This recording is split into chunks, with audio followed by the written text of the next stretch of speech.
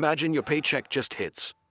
You breathe a little easier, maybe even smile, and then the next day the car breaks or a medical exam appears that you did not expect.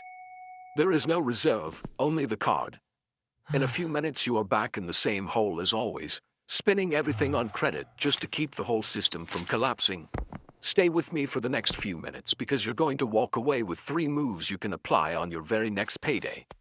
Moves that build a real emergency storehouse, protect your peace, and keep the next lean cow from pushing you straight back into interest. Here on Shepherd's Ledger, this is your first storehouse. How to build an emergency fund God's way. Even if you earn little and you're still in debt. No perfect theory, no fantasy plan. Just a simple system you can repeat. When you live with zero margin, life feels like a permanent stress test. The paycheck lands, you pay the basics, adjust a bill here and another there, and for 2 or 3 days, it looks like things might finally work. Then a tire blows, a kid gets sick, a bill comes higher than normal, or an appliance dies. The whole house feels heavy. Conversations about money turn into arguments. It is not only the cost of the problem itself, it is the constant sense that you are never safe, never ready, never allowed to simply breathe. After this happens enough times, it starts to feel like a curse. Every time it looks like something will finally be left over, another problem shows up. You even joke and say when things start to go right something always happens, but inside it is not funny. It is fear. Your prayers turn into a mix of gratitude and panic. Lord, thank you for this month, but please do not let anything happen because I have nowhere to pull from. Instead of your faith bringing rest, it gets tied to a question that never goes away. What is going to break next? Without any reserve, every surprise pushes you back to the same place. Credit card, overdraft, borrowing from someone. At the beginning it feels like a rescue. Just this month, I will fix it later. That later never arrives because every new shock lands on a budget that is already at the limit. That is exactly what we saw in the episode about debt. Without even a small storehouse, you keep running to the modern pharaoh every time the lean cow appears. And every request for help comes packaged with more interest, more pressure, and less peace. What hurts most is not just the number on the screen. It is the feeling that your life is always one bad day away from chaos. You cannot plan. You cannot think long-term. You do not even take talk of investing seriously, because it sounds like a cruel joke. Everything becomes about surviving the month. In that survival mode, the idea of saving anything feels almost disrespectful to your reality. Yet when Scripture talks about storehouses, grain saved, and wisdom for the future, it is not talking to rich people. It is talking to ordinary people who chose to prepare. That is where the emergency fund comes in as your first storehouse. When you look at the Bible through the lens of margin, you notice that storehouses are not decorations in ancient farm stories. They are protection. Joseph did not store grain because he was cold or selfish. He understood that God was showing a cycle of fat cows and lean cows and giving a chance to respond with wisdom. In the years of abundance, Joseph separated a part of what came in and put it into storehouses spread across the cities. The grain was not only for the palace, it was for ordinary families to survive famine without total despair. That is exactly what an emergency fund is today, in modern clothes. In Proverbs 21:20, we get a picture that could have been written for your bank statement. In the house of the wise are stored choice food and oil, but a foolish person devours all they can. In simple language, the wise always keep something back. The foolish spend everything that comes in. This is not about being rich or poor, it is about posture.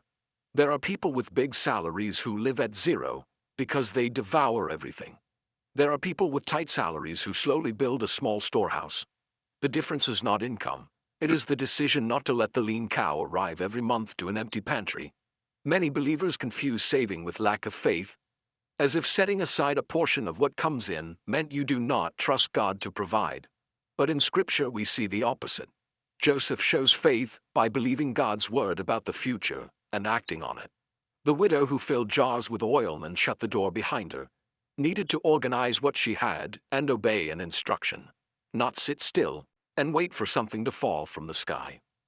Saving for tomorrow is not saying God will not provide. It is saying God is providing today and teaching me to steward that provision.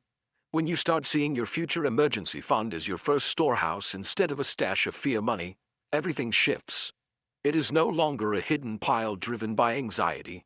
If this Joseph series is helping you build real peace with money, subscribe. Because the next step is where most people fall back into the cycle. It becomes part of your responsive stewardship. It is not money frozen in selfishness. It is peace stored up. It is knowing that when the next lean cow shows up, a repair, a bill, a medical exam, you will not have to run straight to high interest just to survive. The question is no longer whether a reserve makes biblical sense. The question becomes, how do I start this storehouse when I'm already tired, earning little, and sometimes still in debt? To get there, we need to confront the mental lies that kill your storehouse before it even exists. Just hearing the word save is enough to make a lot of people shut down. It is not only about math, it is about voices in your head. The first lie is one you may have repeated for years. I earn too little to save anything. As if only people already comfortable had the right to have a storehouse. The problem is that this phrase acts like a self-fulfilling prophecy. Since you earn little, you feel justified to spend everything. Because you spend everything, every surprise pushes you into new debt. Because you go back into debt, there is even less margin left next month. The cycle repeats and repeats, confirming the same lie that keeps you trapped. The second lie wears spiritual clothing. If I save, it means I do not trust God to provide. So you live at the edge, call it living by faith, and confuse divine direction with human recklessness. The same God who tells you to look at the lilies also tells you to learn from the ant, which works today so it does not starve tomorrow. Through Joseph he shows the future and commands storing grain. Through Proverbs he praises those who have food and oil in their house, and warns those who consume everything. It is not a lack of faith to set something aside. It is obedience to his pattern of wisdom. The third lie is the most comfortable. I will start when I am earning more. That more never feels like it arrives. Because when income rises, lifestyle rises with it. A little extra comes in, and along comes a new subscription, a better phone plan, another small upgrade here and there. The margin stays at zero. Without noticing, you trade the chance to build a small storehouse now for a fantasy of a big perfect storehouse one day. But perfect storehouses do not appear on the day of a big paycheck. They grow from the small, repeated decisions you make in this imperfect season. While these three lies are in charge, every attempt at a reserve dies before it begins. You may manage to save for 1 or 2 months, but the first hard moment makes you think, see, this does not work for me, and you quit. That is why, before we talk about amounts and accounts, we need a new script inside your mind. Instead of saying it is impossible, you begin to say it will be small and uncomfortable, but I am going to start anyway. From there, it finally makes sense to talk about a first storehouse, not as a huge, distant goal, but as a simple, reachable target that fits your real life today.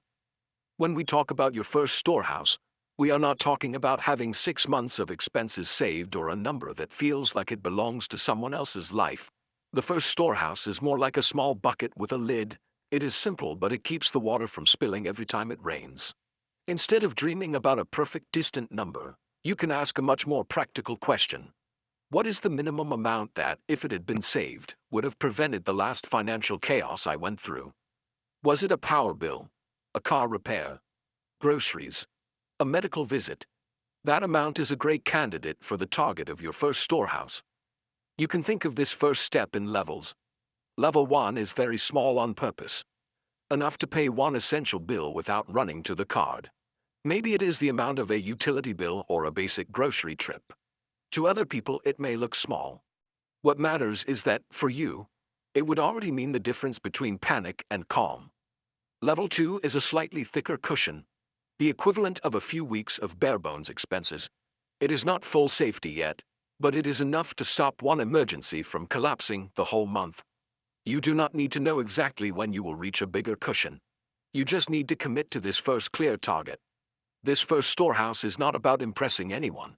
It is about breaking the panic cycle. While you keep waiting for the day you can save a perfect amount, nothing changes. When you decide that the target is small but concrete, you begin to notice progress. Instead of "I never managed to save," your mind shifts to, I am this far away from completing my first storehouse. Your faith starts to sound less like God rescue me from every crisis and more like God help me be faithful and disciplined while I fill this bucket. There is also a deeply spiritual side here. Setting this money apart is not stealing from God, it is not loving money, and it is not saying I can handle my future alone. It is looking at what He already put in your hands and saying, I will honor this by protecting some of it for tomorrow's lean days. You are not building a castle. You are raising a small wall against chaos. Every 10, 20, or 50 that you send into this first storehouse is a brick of peace that you lay with Him, even if nobody else sees it. For this to work, the first storehouse needs to be genuinely separate. It is not the leftover balance in your day-to-day account, because you already know how that story ends. It needs to be a specific place. A simple savings account, a sub-account, a high-yield savings account, even a simple cash lockbox if you are unbanked. Something with a clear label and purpose. When you look at that balance, you know this is not extra money lying around. This is grain. Grain that protects you, your family, and even your faith from falling back into panic every time life tightens. The next question is no longer, can I ever have a reserve? It becomes, where will I find the money to fill this first storehouse, even slowly? That is what we will organize now. Your first storehouse will not appear from a secret hidden treasure. It is going to come from two simple and uncomfortable places: what you stop spending and what you work to earn extra. There is no magic here. There is choice. The good news is that you do not need to flip your life upside down overnight. You just need to choose consciously which small streams will feed that bucket with a lid until it fills. The first stream is surgical cuts. Not misery, but honest trimming. The subscriptions you barely use. The delivery that turned into habit instead of treat. The weekly impulse buy that you justify because you are tired. When you sit down and look with honesty, you discover there are small amounts here and there that can be redirected. 30 here, 50 there, 20 somewhere else. That is not lost money. It is money reassigned to a bigger mission, to become grain in your storehouse, instead of one more month of, I deserve this after a hard day. The second stream is purposeful side income, the side hustle we already discussed in other episodes. The difference now is that you will not think, if extra money comes in, I will see what I do. You start the side hustle with a covenant. A portion of that income will go straight to the storehouse. Maybe half. Maybe a fixed piece of every gig. The key is deciding before the money comes in. That way, every extra hour of work is not just more exhaustion. It is a brick in your future safety. Then there is a third element that ties everything together. Automation. If you depend only on remembering to transfer money, the month will swallow you. The loudest problem will always win. Instead of relying on willpower alone, you create a tiny digital Joseph. You set an automatic transfer for a few days after payday from your main account to your storehouse account. It does not have to be a huge amount, just something that stings a bit, but does not break you. The idea is that before you see the full salary and start rationalizing every expense, a small part is already on its way to the right place in silence. The separate account needs a name and a mission. It cannot be the same bucket where your daily spending lives. It can be a basic savings account, a savings bucket, a sub-account, whatever fits your reality. The important thing is that in your heart, this money is not up for debate every day.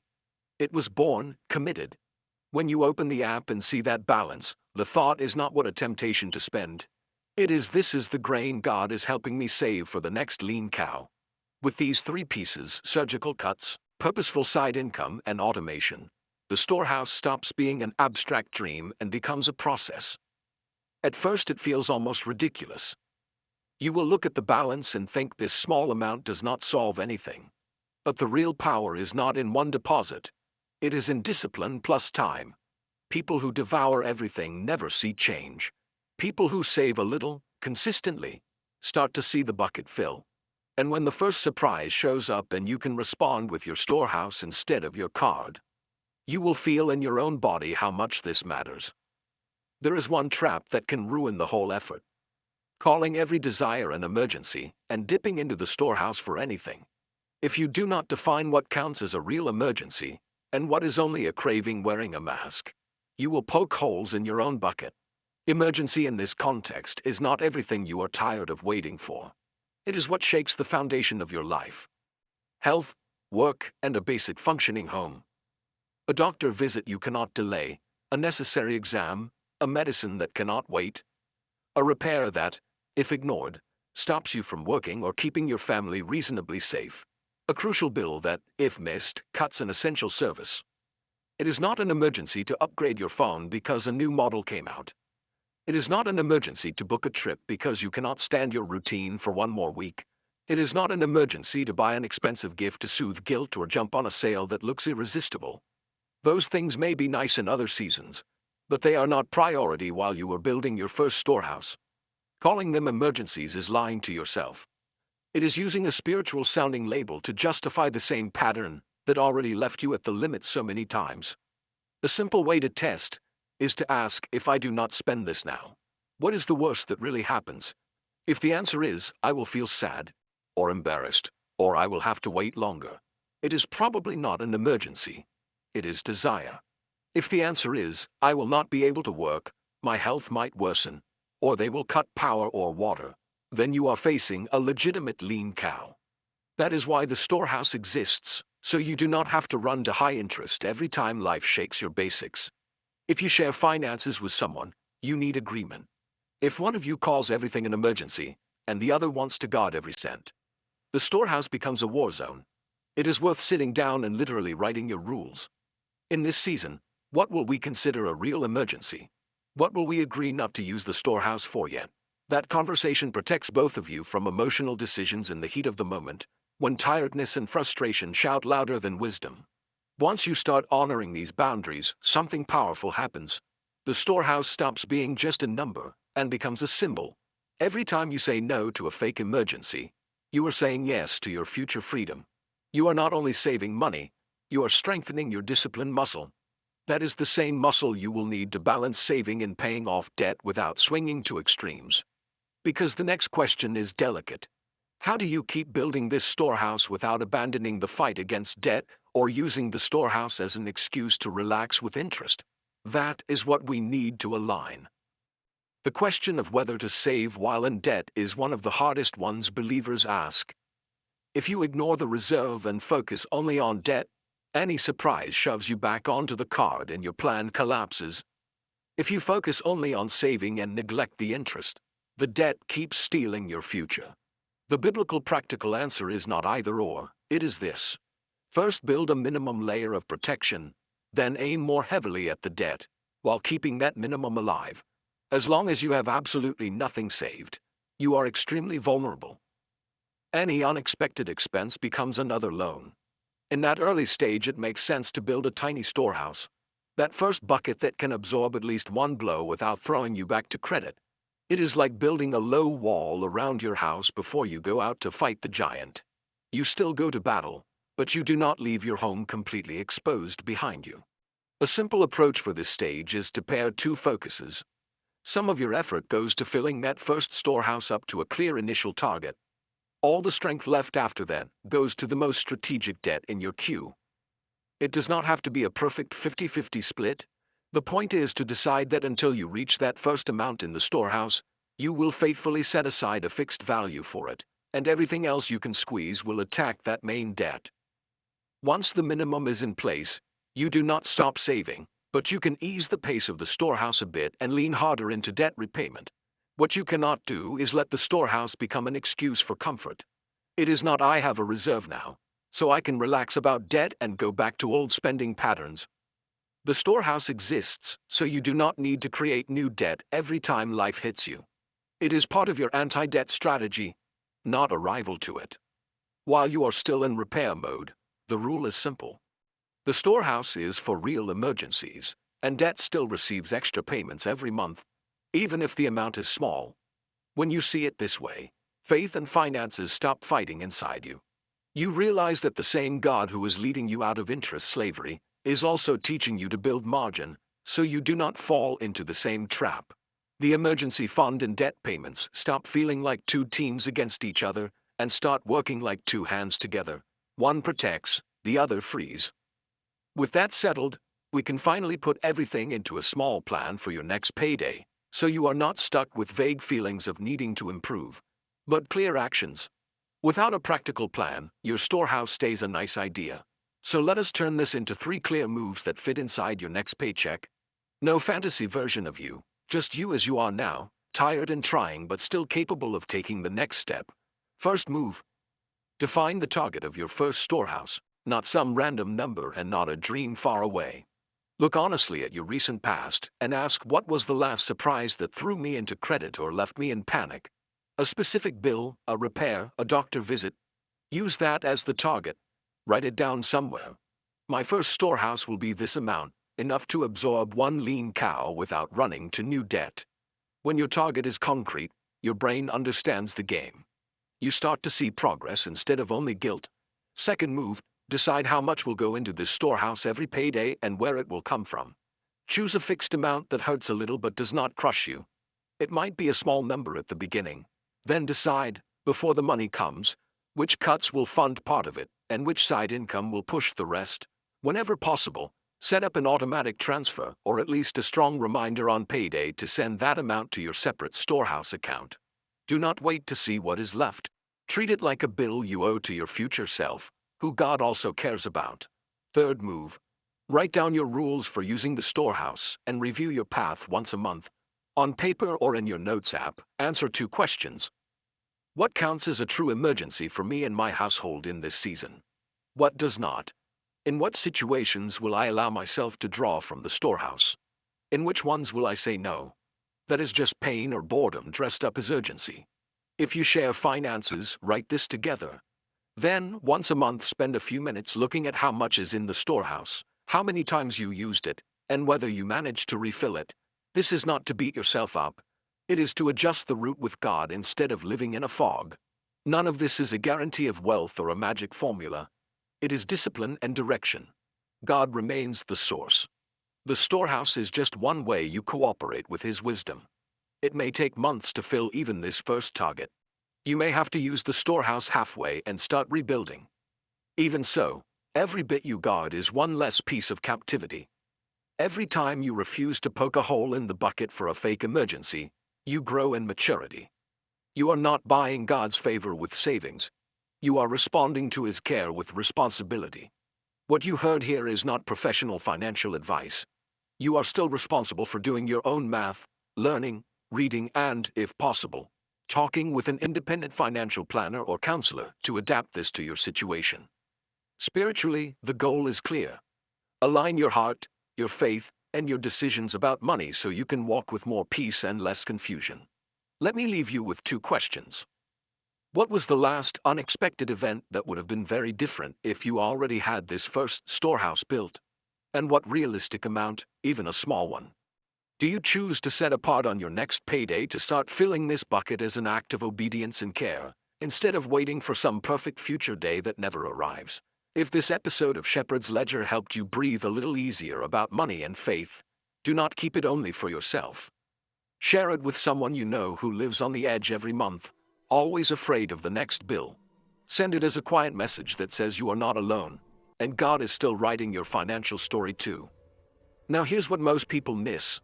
A storehouse won't save you if every surprise pushes you right back into the same debt cycle. So, next in this Joseph series is Joseph's debt reset, the 30-day rule that stops the cycle, and I'll show you the exact setup that keeps your emergency fund from becoming a revolving door. Let's fix it.